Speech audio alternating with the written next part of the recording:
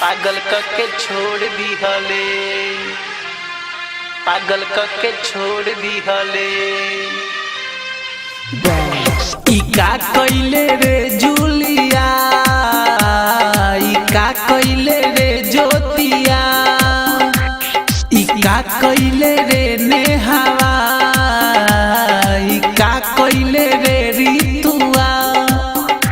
अरे बीचे सफर में मुंह मोड़ लिहले, कोमल करे जा मरोड़ दिहले।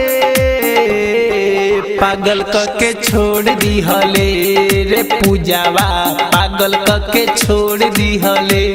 प्रीतिया पागल करके छोड़ दिहले रे छोटिया, पागल करके छोड़ दिहले।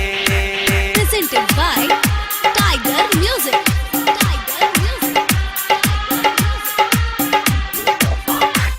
लेके स्कूटी कोई के दुगो चोटी, नया लभर संग घूमत बाहरे।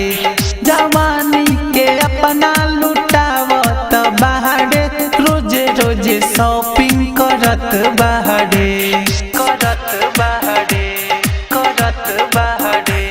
लेके स्कूटी कोई के दुगो चोटी, नया लभर संग घूमत बाहरे।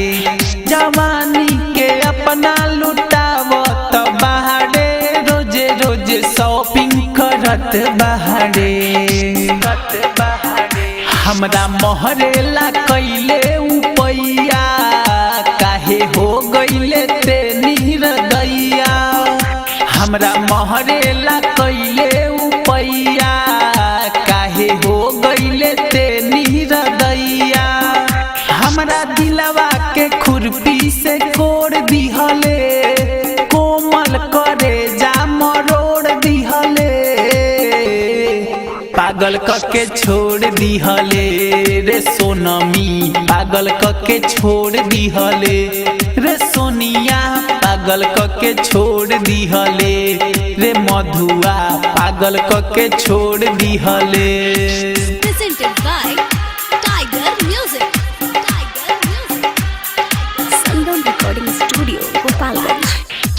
कोई साल से अपना चक्कर में घुमा के, छने भमे काहे बदल गईले।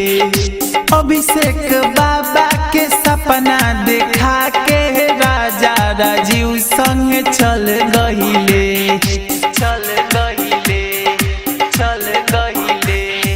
कोई साल से अपना चक्कर में घुमा के, छने भमे काहे बदल गईले। अभिषेक राहुल के सपना देखा के, राजीव आकाश संगे चल गईले, चल गईले। जब से भईनी ह तोहर दीवाना, कहे लागल ह पागल जमाना।